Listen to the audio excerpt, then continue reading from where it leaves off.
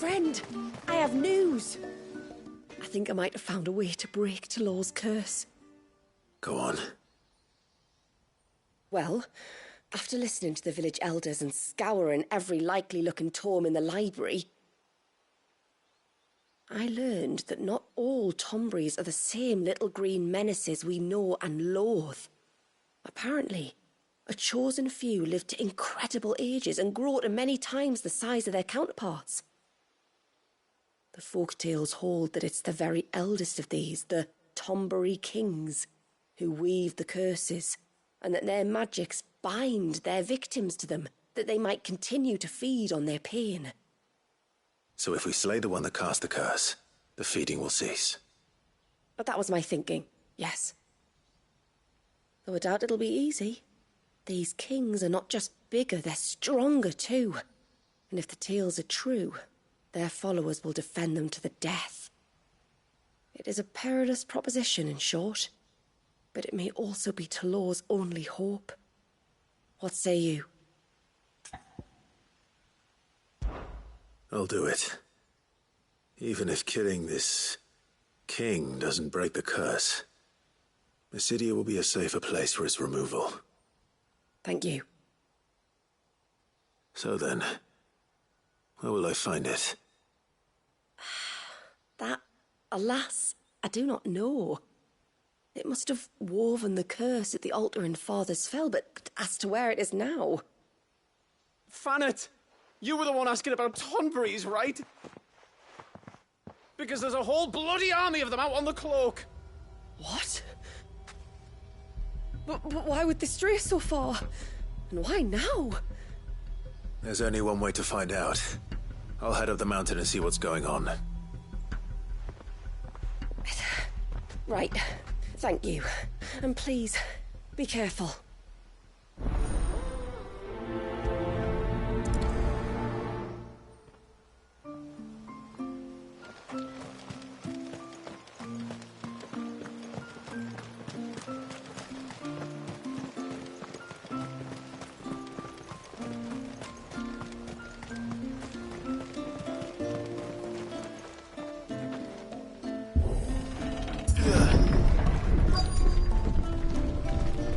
Found her.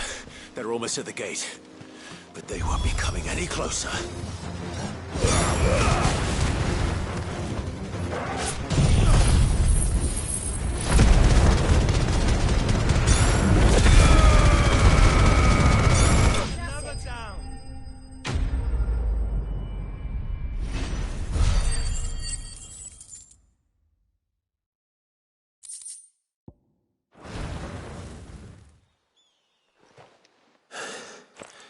That should buy Haven some time, at least.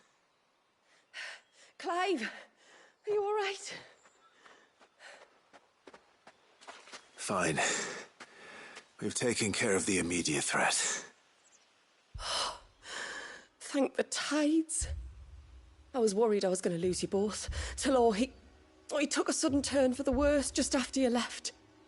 What? Is he? No, he's hanging on. I fear the Tombury king may have begun the cursing ritual again. In earnest this time. And I can't imagine their being here as a coincidence. I think it might be happening on this very mountain. If it is, it won't be for long. Get back to Talor. I'm going up. My thanks. I shall pray for both of you.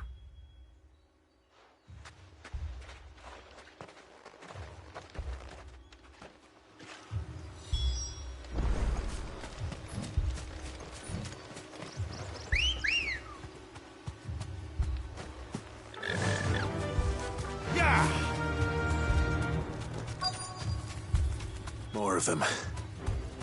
Come on, then. I crave an audience with your king.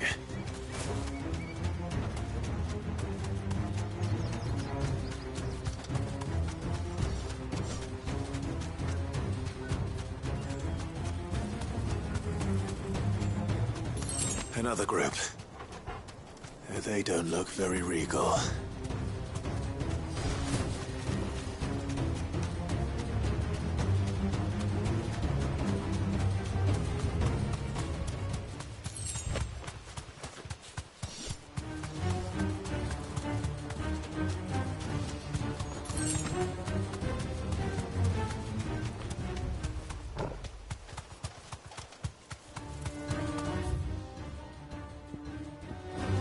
Still no sign of the king. Could Fanat have been wrong?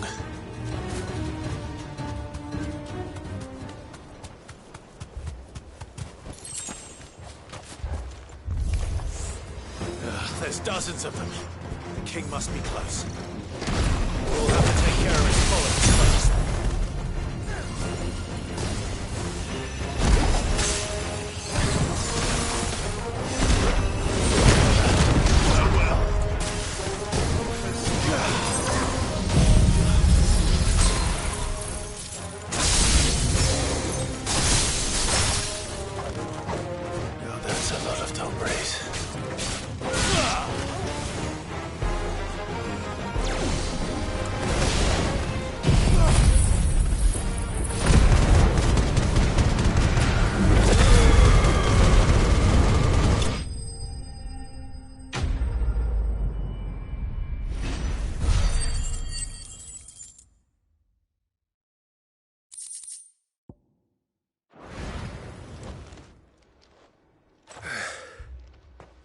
Looks like that's the last of them. Out here, anyway. But beastmen do like dark places.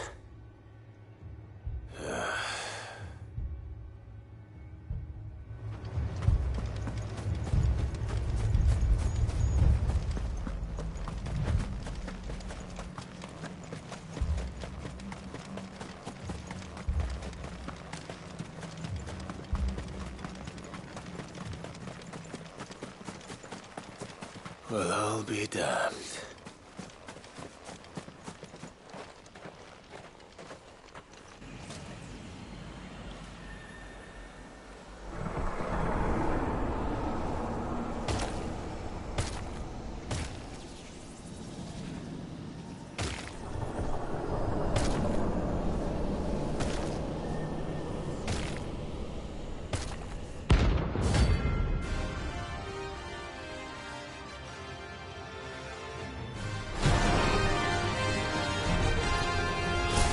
As a crown. Sorry, Your Majesty, but your reign ends here.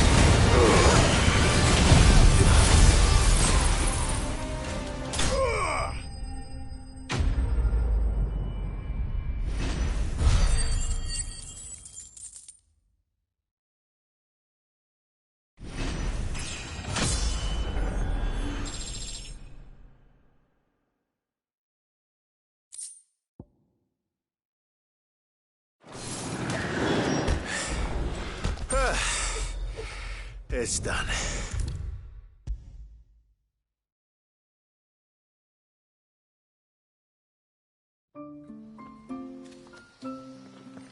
Clive! Is it done then? It is. I was going to ask if there had been any change in Talor's condition, but judging by that smile on your face, I think I already know the answer. You do? Talor! He's back!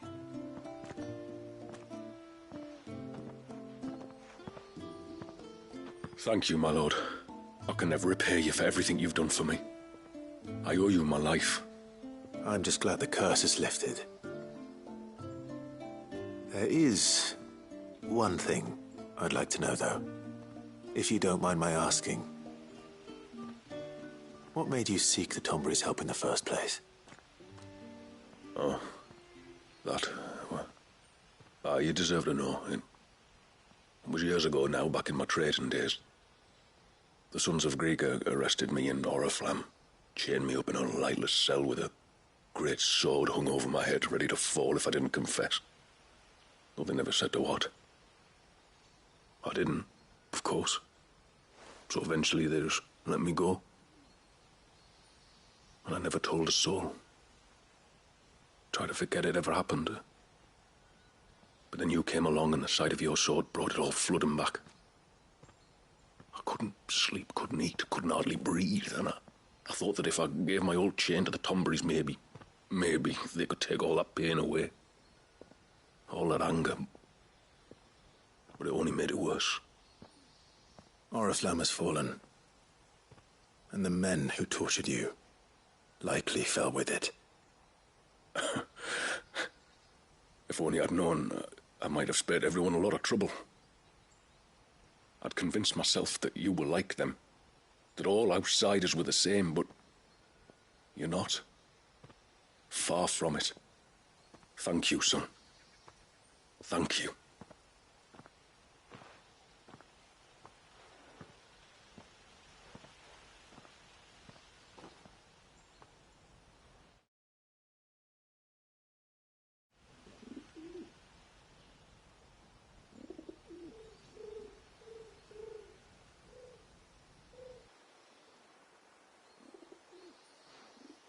Clive, there's something I need to tell you.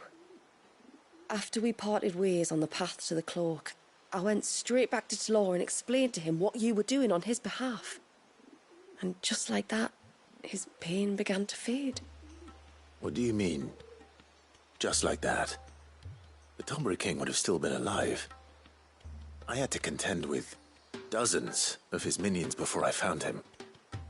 Then perhaps one of them warned him of your coming and he broke off his ritual. Or perhaps knowing that an outsider was fighting for him was what lifted the weight from Talor's heart. I know from experience that many illnesses are not wholly physical, but of the spirit, at least in part. Was there ever really a curse then? Or was Talor simply suffering from the pain of his memories? And the guilt of what he'd done? For all the difference it makes. I suppose we'll never know. Maybe not. But this much I do know. It was your strength and your selflessness that healed his heart in the end. I'll be sure to tell my healer friend when I get home.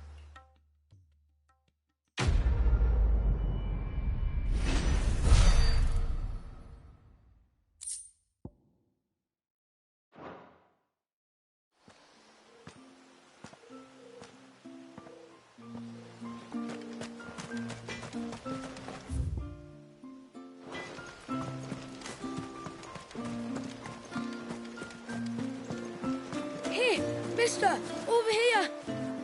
Please, mister, you've got to help us. The village is in danger, and if someone doesn't do something... you should have seen it. Stop.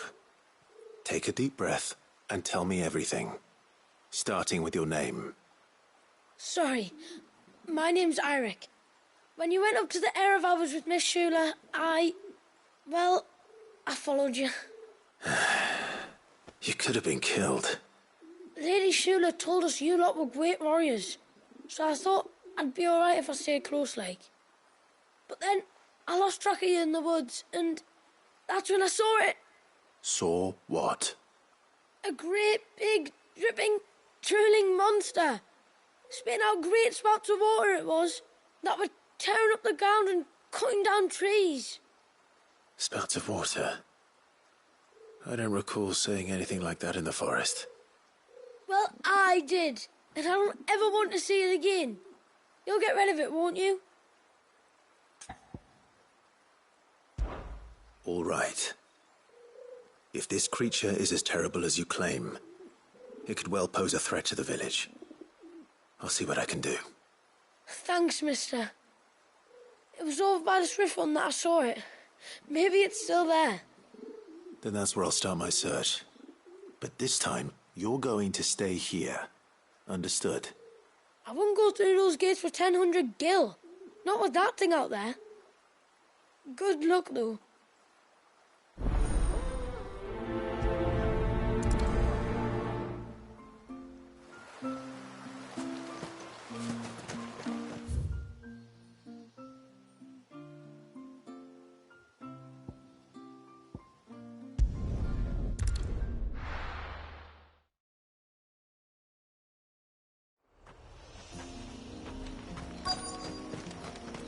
Is that the hunter?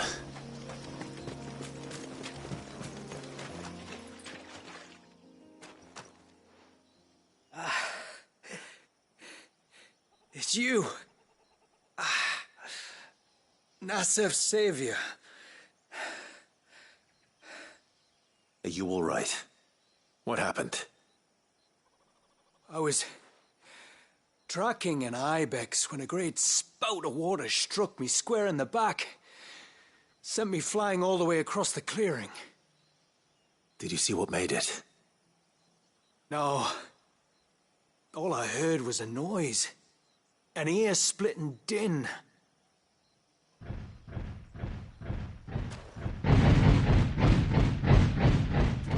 Might this be the culprit? Leave him to us.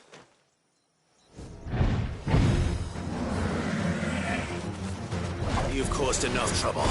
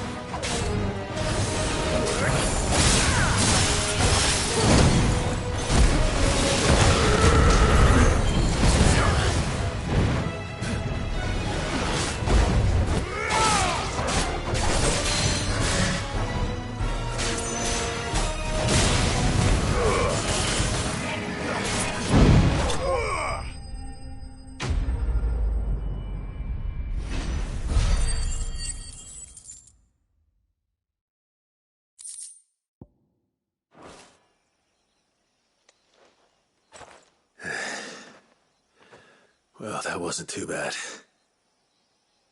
Hardly a threat to the village, but you can't blame the boy for being scared.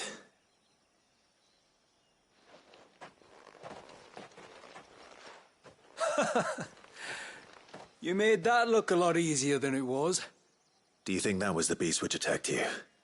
That thing? Not a chance. Would have heard it coming a league away.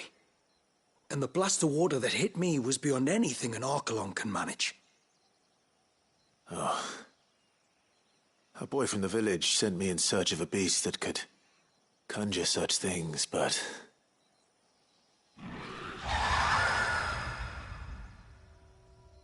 That's it. That's the noise I heard. Sounded like it came from the ruins. I'll go. You head back to Haven and see a healer.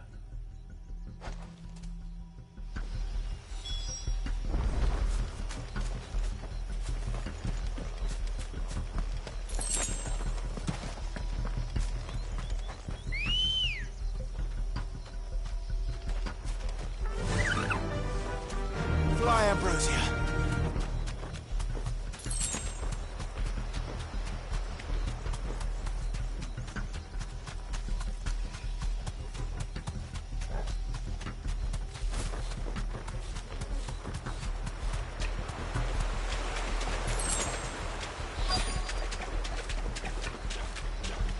What do we have here?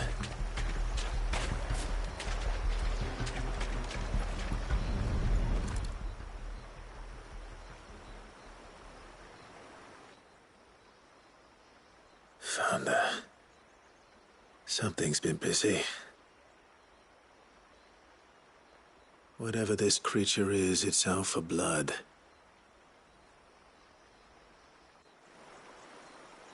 But it's not having ours. Stay close, Torgal. Where are you?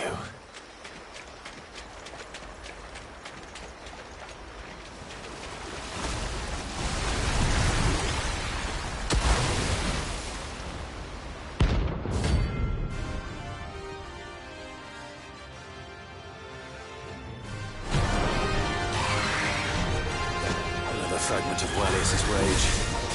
Should have known. Time to put you to bed too.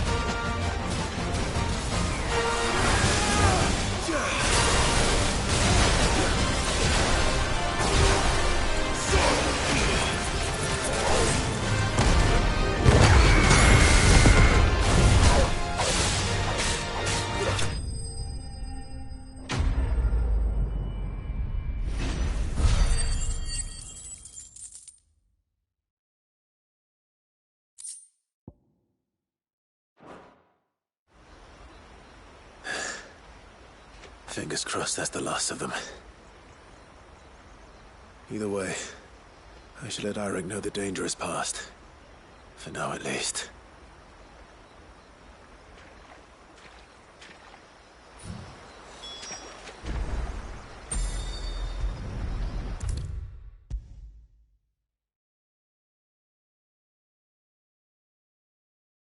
How many times do we have to tell you? You're not to go... You're back! So? Did you find the fiend that attacked me and young Eirik here? I did. It won't be troubling you anymore. Yes! I knew you'd get it. Only because you warned me of its existence.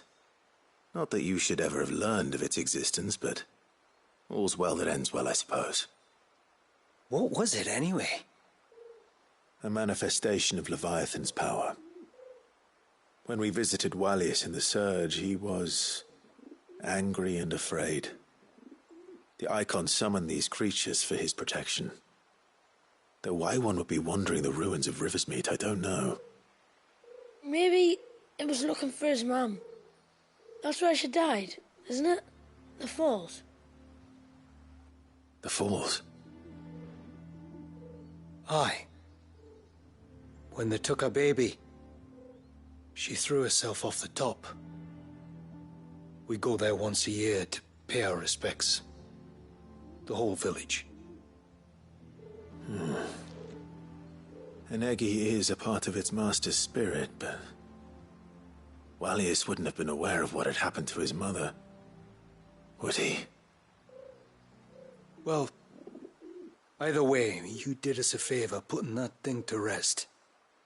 Us and Wallius. Thank you. Aye. Thanks, mister.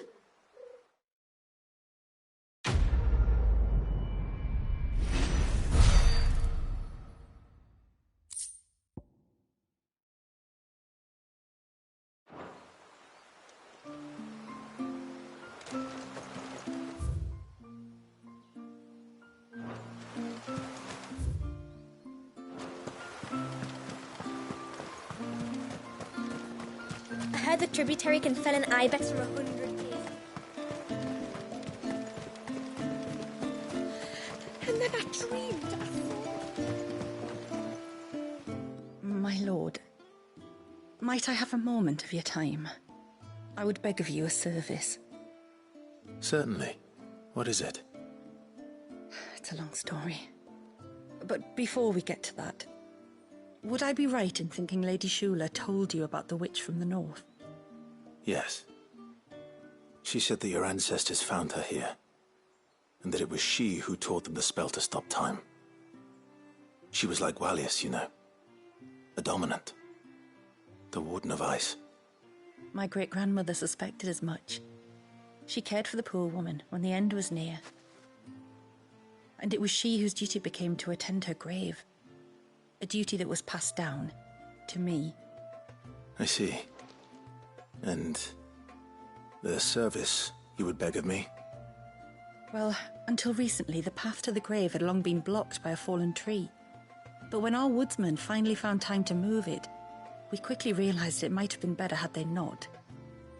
On trying to clear the rest of the path, you see, we discovered that a flock of bloodthirsty beasts had claimed the cliffs beyond. None of us was a match for them.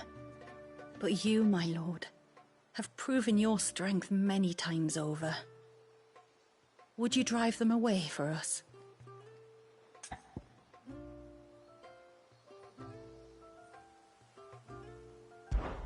Of course.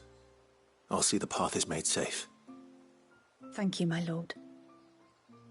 The grave is in a place called Witch Drop.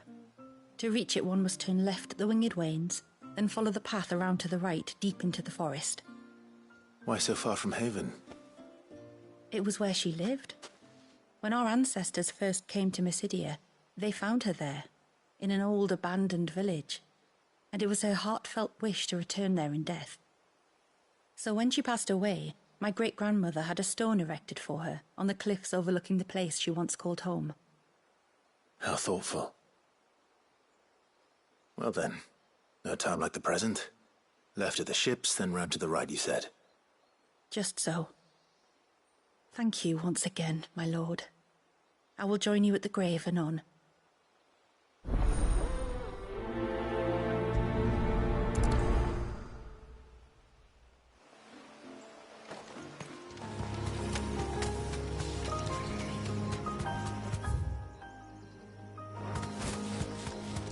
This should be the path to Witchdrop. Hungry, Tobel.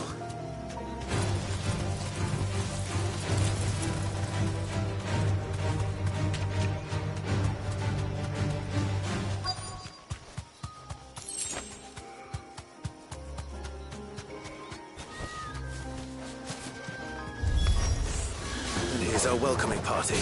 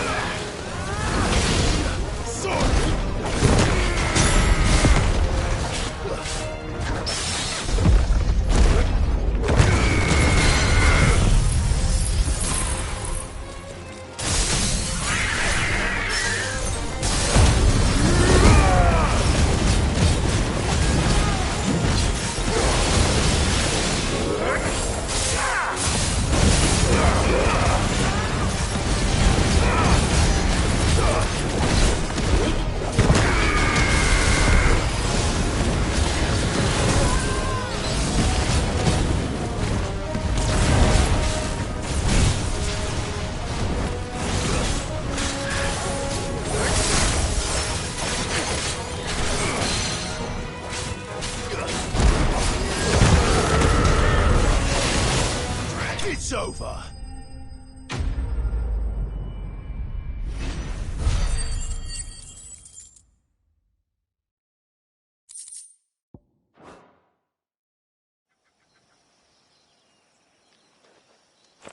Looks like that's the last of them. Now, where's the grave?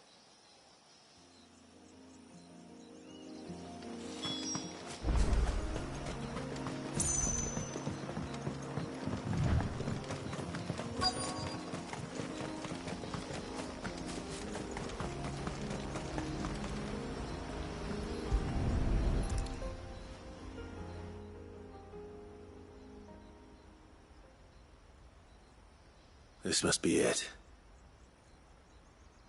My lord, thank you for making the path safe again.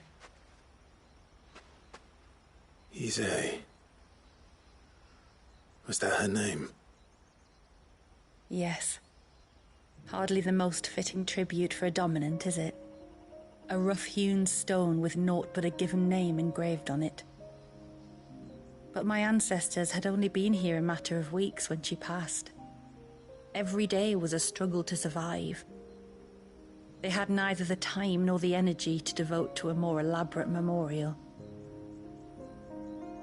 Yet they spared what they could to grant her wish, that even in death she might continue to watch over her home. She lived down there then? In the ruins? That's right. They were once the living quarters for those who served up in the temple. When the Northern Thanes sent her here to weave her spell, this was where she and her retinue stayed. There were priests, handmaidens, and a knight sworn to shield her from harm. Of course, they were all gone by the time my ancestors arrived, fled or dead in the Western Wars. All except Ise, who remained till the end. Alone. Indeed. At least, that is the story as it's been handed down in Haven. But there is an epilogue to the tale. One known only to Lady Shula and myself. Some years after Ise's passing, you see, my grandmother came here to tend the grave, and found a stranger kneeling before it. A knight, dressed head to toe in plate. She asked of him who he was and whence he had come, but received no answer. The only words he spoke were, "Tell me true, whose grave is this?" So she told him of how her people had met and cared for Issei, and how she had died. His only reaction was to stare up at the air of hours in silence. Then he left, never to be seen again. You said he was wearing plate. Was it black and gold? Do you know something of him? When we went up to the Air of Hours to unravel the spell, we were set upon by a shade in the shape of a knight in full plate. It manifested in front of the Vare, and in its ether, I felt Shiva, the witch. You think this may have been the same man my great-grandmother met? Issei's knight? I don't know. Maybe. All I can say for sure is it was intent on protecting her creation. Or perhaps her spirit? What remained of her ether, preserved in the Vare? Perhaps his spirit too became enraveled in her spell, frozen in an eternal vigil. Till we ended it. If the shade you fought was Issei's knight, then ending it was the greatest gift you could have given him. Now he can return to the sea, to be with his lady once more. And if his spirit should ever return here to visit her grave, I shall ask his name, that I might carve it in the stone next to hers. That they might be together. Once and for all.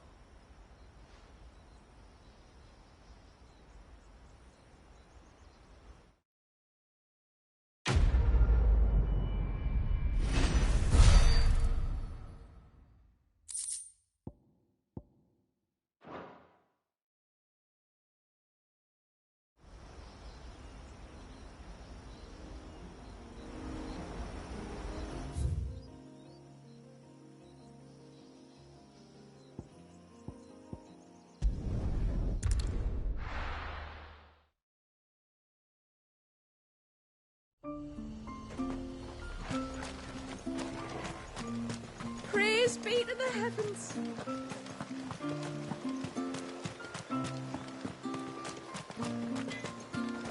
It is good to have him back.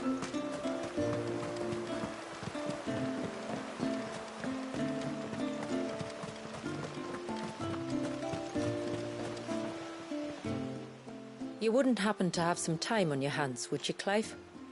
Only I was wondering if you might help me with something else. Don't tell me. Another unruly dominant.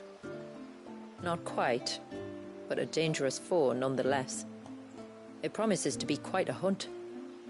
Care to join me? All right.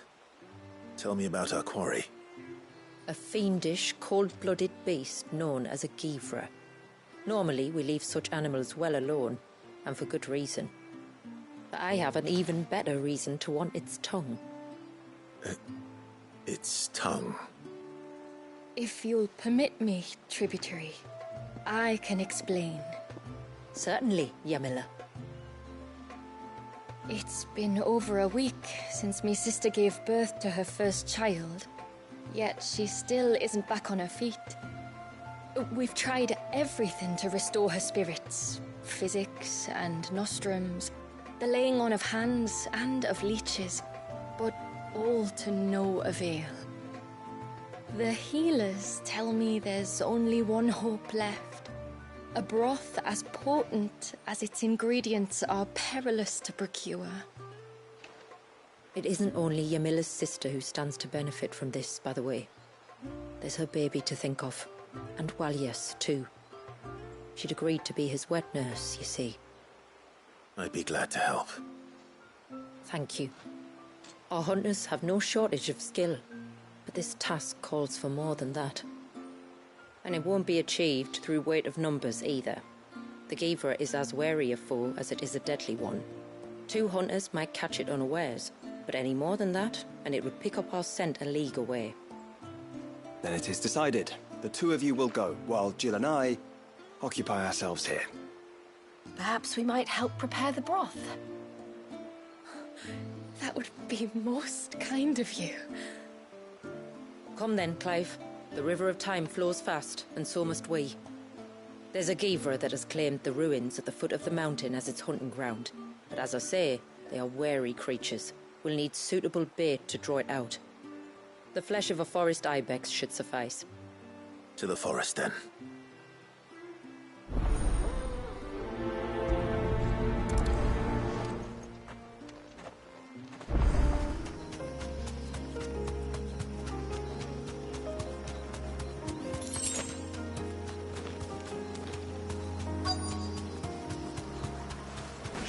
These will do nicely. We deserve a rest.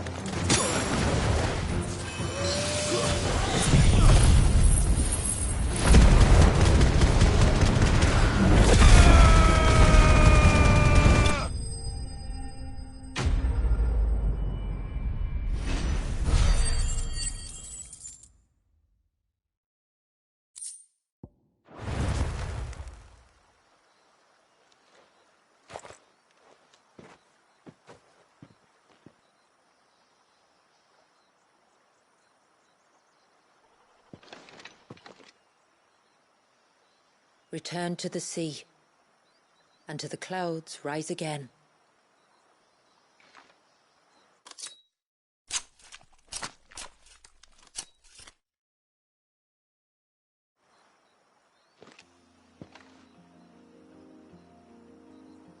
We have our bait, then. What next? Next, we pay a visit to the Dark Gate to pick some local weed. It'll help disguise our scent.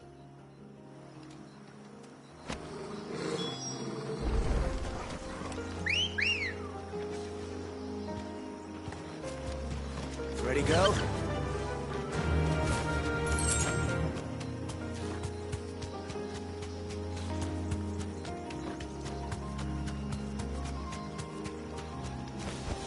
Thanks, Gal.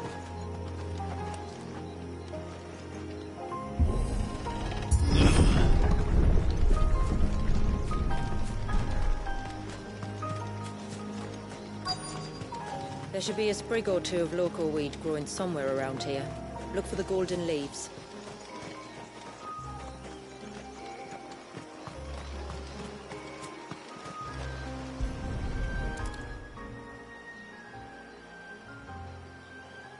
Is this it? Aye, that's the stuff. Crush the leaves between your fingertips and rub them on your clothes. If you insist.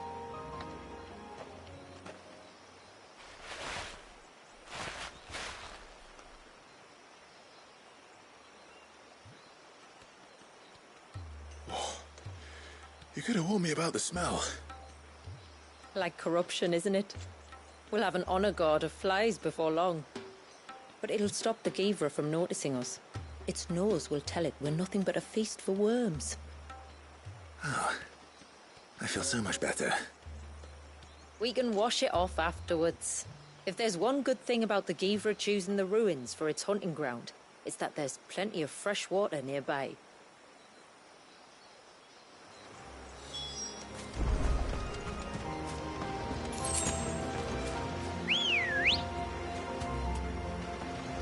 Come on.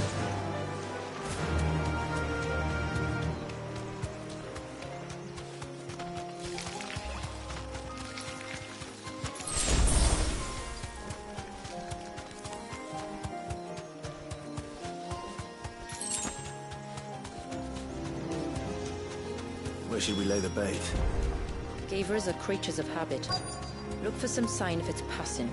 It's sure to return to the same place sooner or later.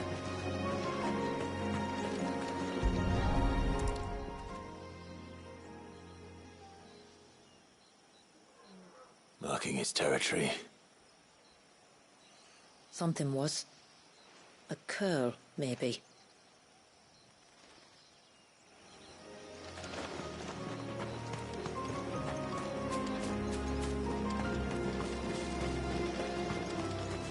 Careful.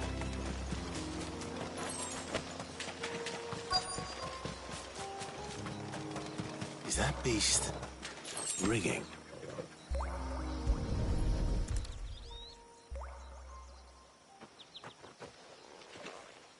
Tracks. But I assume they're too small to belong to a Givra. You're right. They're barely big enough to belong to a Givra's breakfast.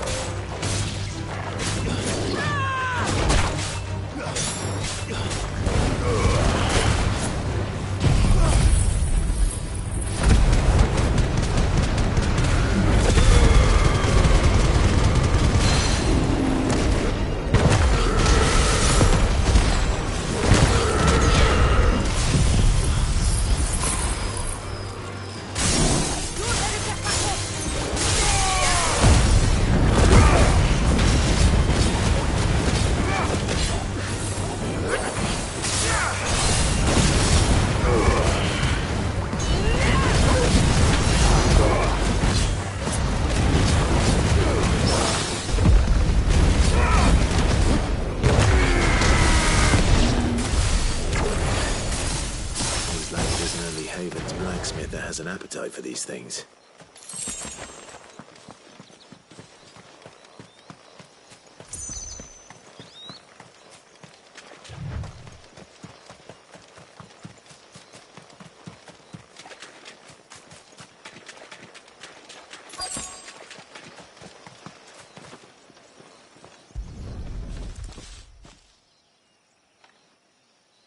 A fresh kill. But not a Givra's. The wounds are too clean, too small.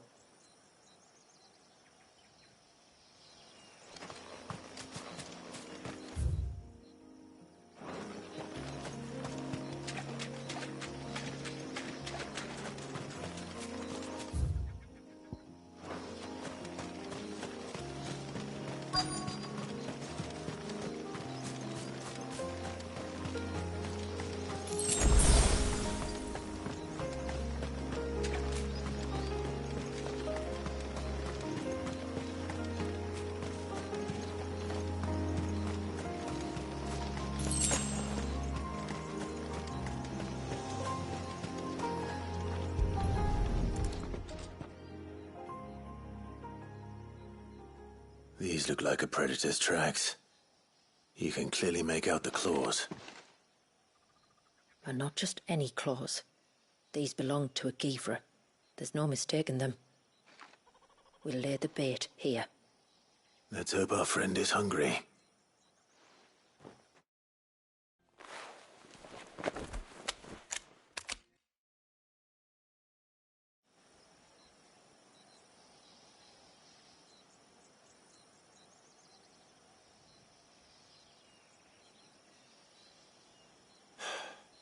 Still no sign. Patience, Clive. Hunting's not something you can rush. Have you stalked these beasts before? Once. Givras are fast, so the job called for a bearer. But even with my knack, it was a close-run thing. Not many leaders would take such risks for their people. Says the man who battled an icon to save a boy he barely knew. It is the way of the motes of water to use what gifts we've been given for the good of all. And I gather it's your way too. It was Sid, the man whose name I bear. He fought for his people and their future with every fiber of his being. I'm just following in his footsteps. In many ways, you remind me of him. Me? You're confusing daring with desperation. Quiet. Something's coming.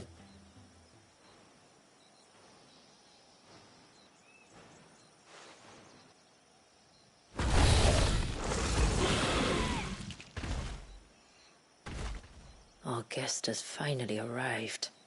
Shall we greet him? It'd be rude not to.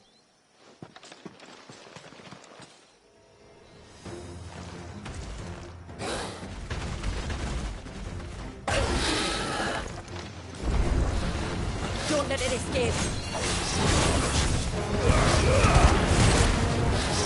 Nice try. A little rusty, are we?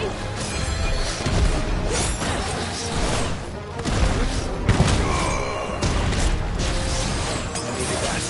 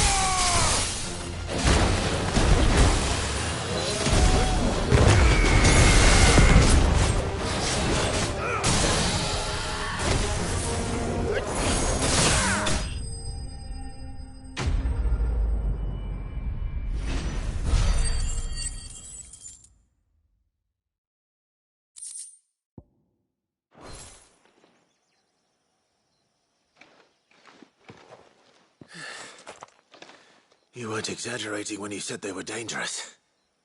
They're forces of nature, all right. And with this one's passing, the river of life has calmed.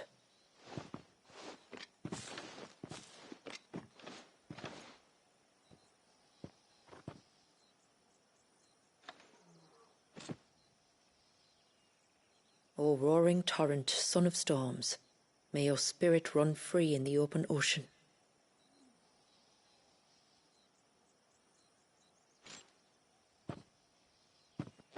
This flesh I claim, that your gifts might rain down upon us this day, and our river flow in spate once more.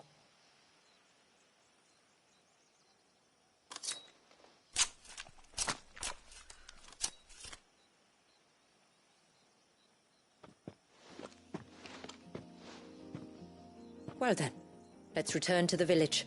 We must get this tongue to Yamila before it spoils.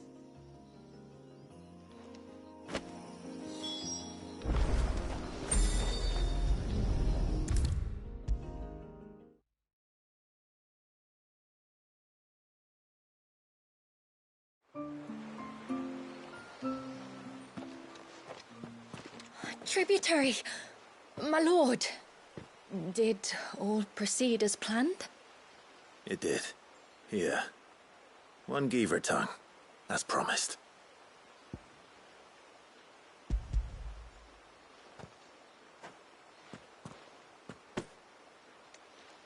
Oh, thank you. I shall add it to the broth at once. By your leave, tributary. If there is anything else that we can do to help, you need only ask. No, no. You've already done more for my family than I can ever repay.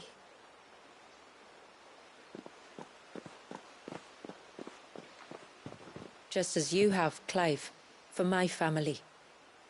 I only regret that I have nothing to offer you in return but my gratitude. It's more than enough. Besides, I'm no less grateful to you. For what? For welcoming my friends and I into your midst. For showing us how your people live. for reminding me that the world we strive to create, where bearers can live alongside their fellow men in peace and comfort, is no mere fantasy. I'd hardly call it comfort. Every day is a struggle. Though we do at least struggle together, it's true. As must we all. I only ask that you remember the cost of using your gifts as a bearer. I know that you feel it's your duty to do whatever you can to help your people. But you have a child to think about now. And Wallis has lost enough. I shall bear that in mind. That's all I ask. Oh, and if there is anything else that we can do to help, well, you know. Thank you. Truly.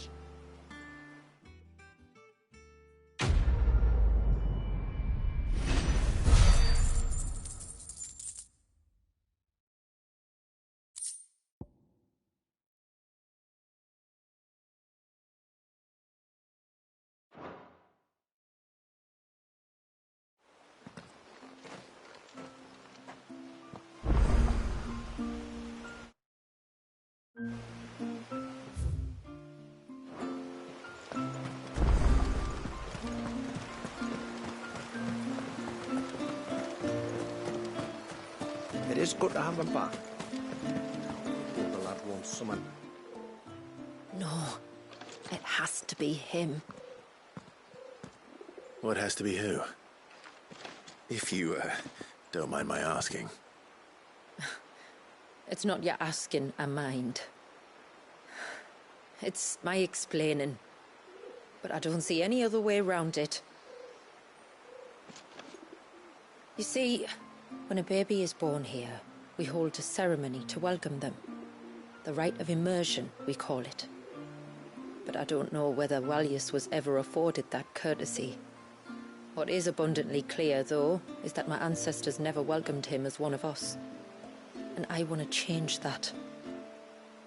The problem is, the ceremony requires 3 ministrators, the baby's parents and a witness. As tributary, the role of witness would normally fall to me, but being Wallis's closest living relative, I must play the role of mother. So you want me to serve as witness in your stead? That's right. A witness must be a trusty guardian, ready to steer the child through the stormy waters of life and on to tranquility. Which is why I thought of you. It would be my honor. Thank you, Clive. So, if you will serve as mother and I as witness, who will take on the father's role? I have a younger brother. He should be making ready for the rite as we speak, though whether he is or not. Let me introduce you. Please do. If he's anything like his sister, I'm sure we'll get on famously. I'll bid him come to the Witten Hall. Will you wait for us there? Gladly.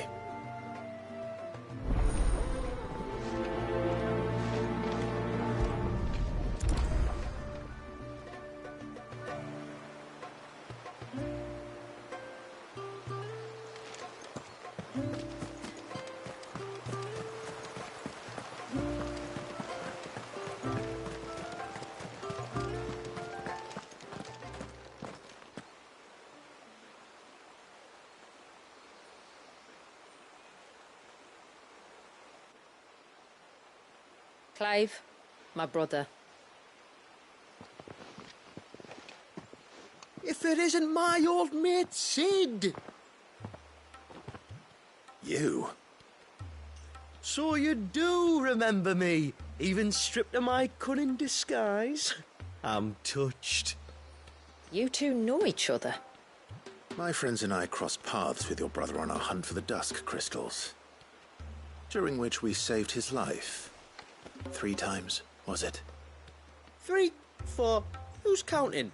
All I know is when Shula mentioned she'd called in Sid the Outlaw to help young Walyas, I could be sure that the little rascal was in safe hands. I mean, having seen you in action back at the tower, I know exactly what you're capable of. So the mercenary you met in the Sage Spire, that was Clive. And he saved your life? That's a rather different story from the one you told me. And a far likelier one at that. It would appear my family owe you twice over. Whether they admit it or not. Honestly, Fammy, would it kill you to tell the truth once in a while? What? I said sorry, didn't I? How about we save the, recriminations until after the ceremony, eh? Speaking of which, what does this ceremony involve exactly? It's simple, really. We each say a short prayer and anoint the child's head with holy water. Nothing too onerous, then. Not about the rite itself, no. But it does call for some preparation. One of the witness's responsibilities is to collect the holy water, you see. 3 phials for the 3 ministrators, each taken from a particular place. Don't worry, though. It's not as if you have to go alone. I can show you the way. I'd appreciate that. Famiel, you stay here and ready the Witten Hall. Leave it to me. If there's anything Jill and I can do to assist you... We'd be glad to help. Thank you both.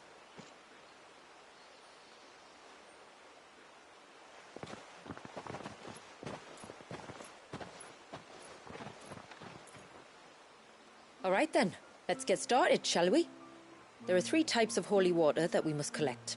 The water of the mountain, of the river, and of the sea. We take the water of the mountain from the spring atop Maiden's March. The water of the river from the course that flows through the ruins of Riversmeet. And the water of the sea from the shallows of Tailwind Bay. Here are the phials we'll be using in the ceremony. I'm ready to leave whenever you are.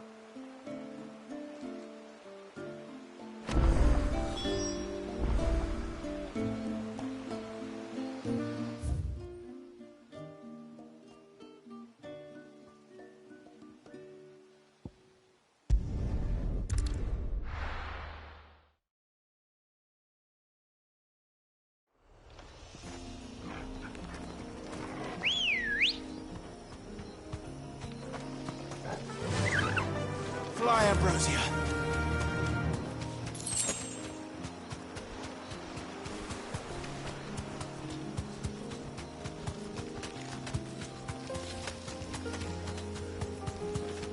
We can collect the water of the river from here. All right.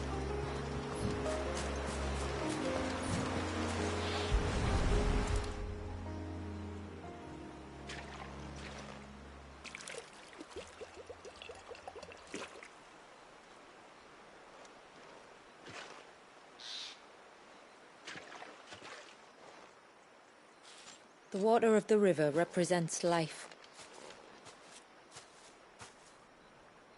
It is constantly moving, constantly changing.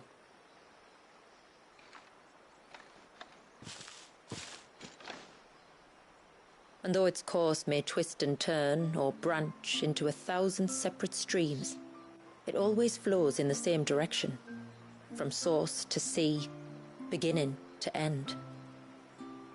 Like time. What of Walyas, then? When your ancestors froze him, did they remove him from the River of Life? They did.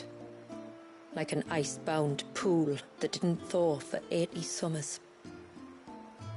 But now he's free to flow again, to live. And you and I shall flow with him, for we are all but drops of water in the great river of life. I find that thought oddly reassuring. Go on. A drop of water might seem insignificant on its own, but as a part of a torrent, it can cleave a path through the hardest rock. It makes me believe we humans might just stand a chance. I believe we might. Take care not to spill it. Right.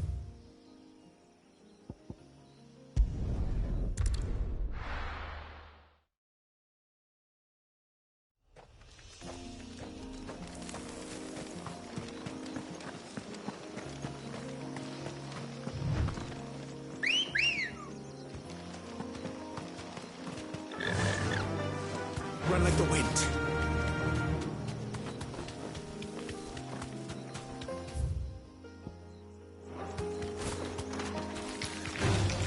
Time to fight.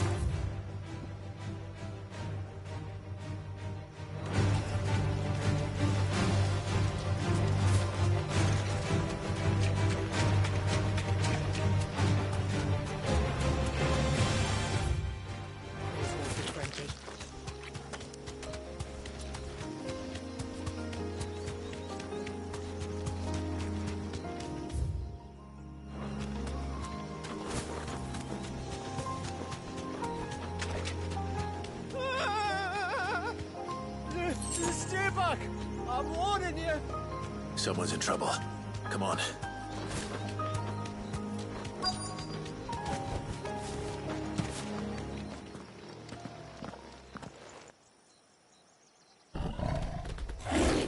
Help! Help? What help? Nobody's coming to... Help? We're here to help. Keep its attention on us. I'll do more than that.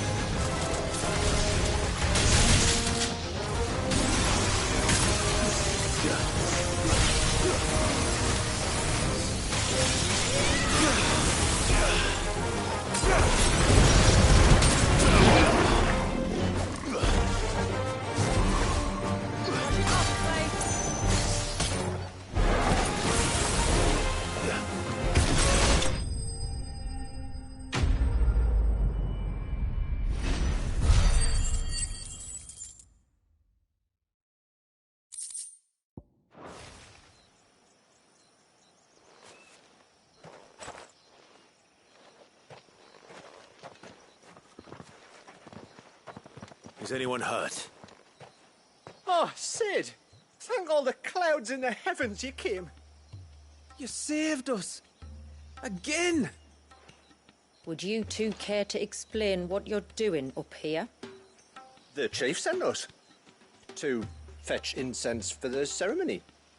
So the Witten Hall smells nice. For the little Ben. You mean to tell me you braved this den of deadly beasts for some tree sap? You don't have to do everything he says, you know. Or if you must, at least have the good sense to ask one of our hunters to accompany you. We're sorry. It's fine. Just go back to the village before you get yourselves into any more trouble. Right you are. Oh, and thanks and that.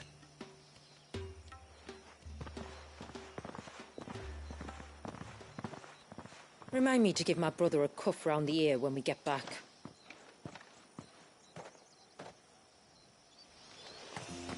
Right then. Let's collect this water, shall we?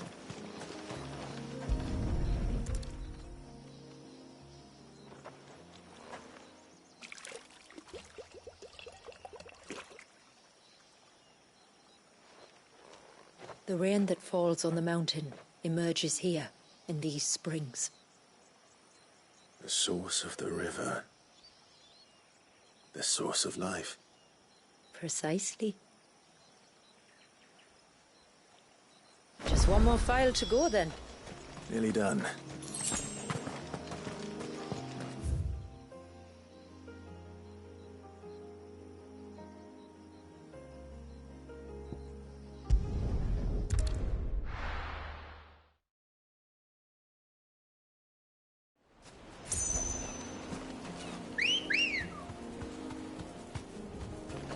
Ready, go?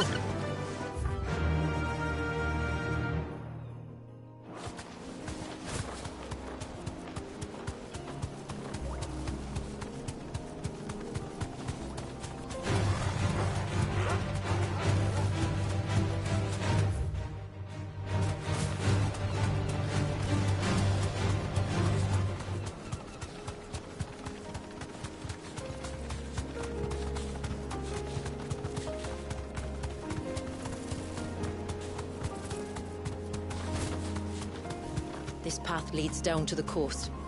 Usually we keep this gate shut tight, but since this is a special occasion... You deserve a rest.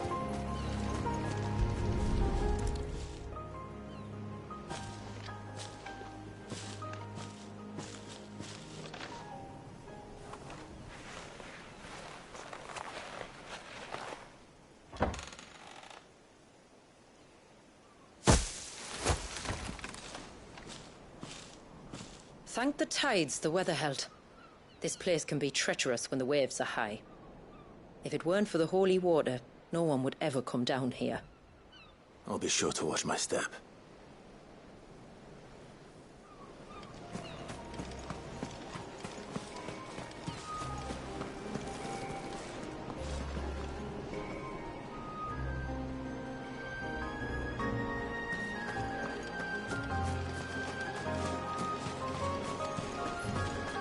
Water flows to the sea, then rises into the clouds.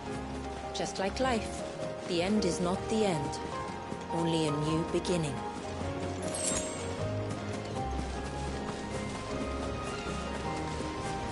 My ancestors chose this place because it was where the first boat landed. And it's a good thing they didn't land closer to the surge. Quite.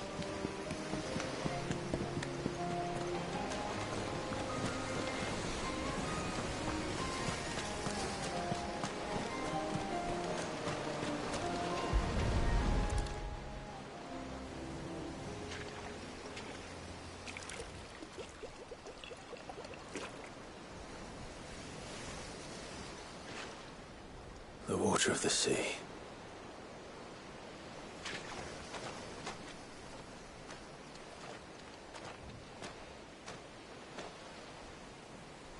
I still can't help but be awed by it.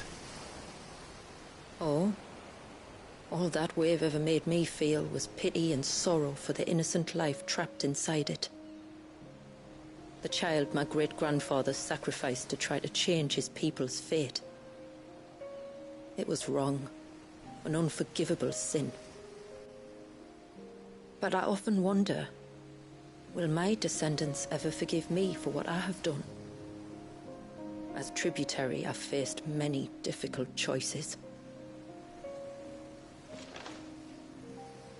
And though I've always striven to do what's best for my people, here we live in poverty, hidden away from the world. So have my choices denied them a better life, just as my ancestors denied Walyas his?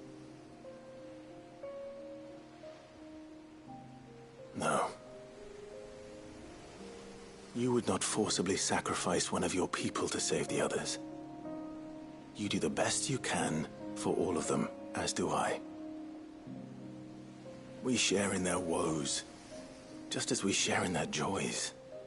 And the most we can do is try to bring them more of the latter. Aye, you're right. And try I shall, to bring all of my people a better tomorrow. Walyas included. Then I wish you luck.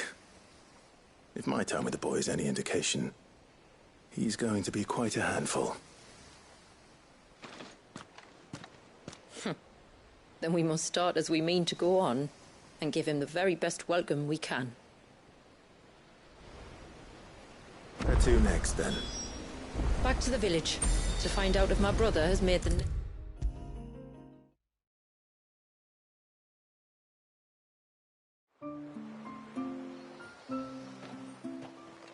We have the holy water. Is everything else in place? All ready to go. Told you you could count on me. Then let us begin. Famiel, have your men summon everyone to the Witten Hall. Right you are.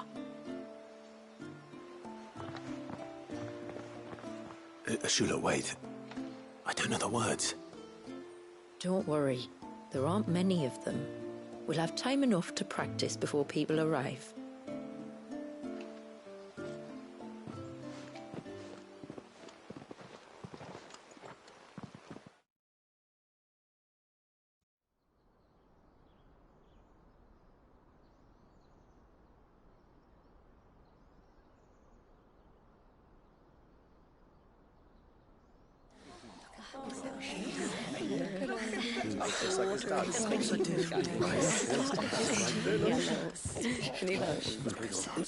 My friends, we are gathered here today to welcome this child into our community by the rite of immersion, as has been our custom since the first reign. As tributary, I would normally perform the rite with the child's parents, but Walyas's mother and father returned to the sea long ago. So I and my brother Famiel shall serve as his family, while the one who returned him to us shall bear witness in my stead. Clive, if you would step forward.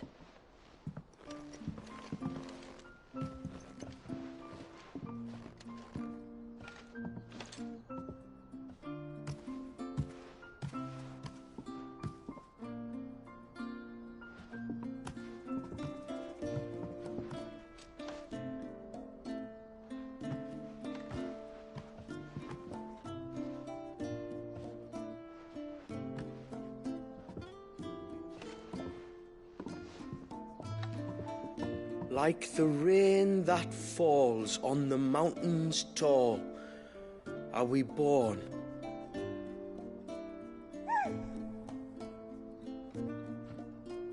Like the river that flows through the valleys below, do we live.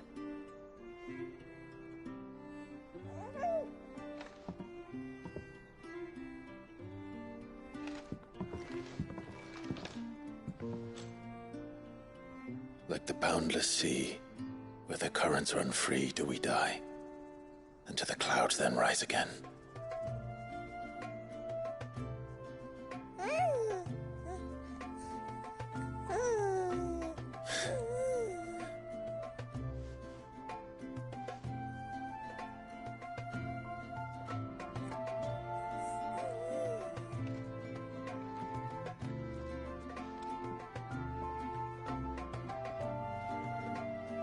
The circle of water is the circle of life. And today, from the heavens falls rain anew. This child, Walyas, now joins our stream, and he shall flow with us from the mountains to the sea.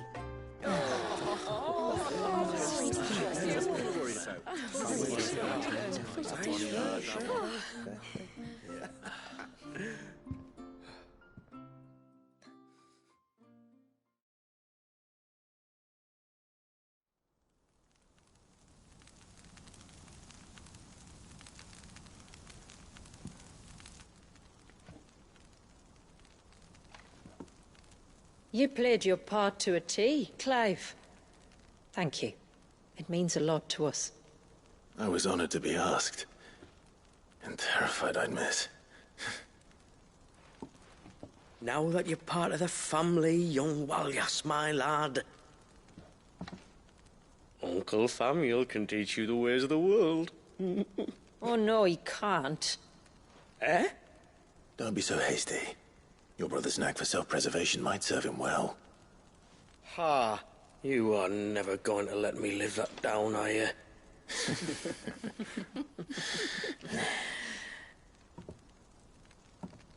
I'm gonna raise Walyas as if he were my own. Teach him everything I know about life, our people, and our past. But with all the Mothercrystals gone, he will grow up in a world without comforts. One where we only have ourselves and each other to rely on. I'd say your people are better prepared than most to survive in such a world, Shula. To thrive, indeed, under your guidance. Only if nature continues to smile on us. If we were to lose her gifts, we'd be left with nothing at all. Yes. But it needn't come to that. Not if we can stop the spread of the Blight. So long as we can save a single patch of soil, we can plant the seeds for a new world. One where we can all be free. Perhaps then we might finally be able to step out from behind our curtain, eh? Till that day comes, I wish you good tide. Thank you. We should be on our way. Well, you be careful out there. Aye, you steer clear of trouble now. Likewise.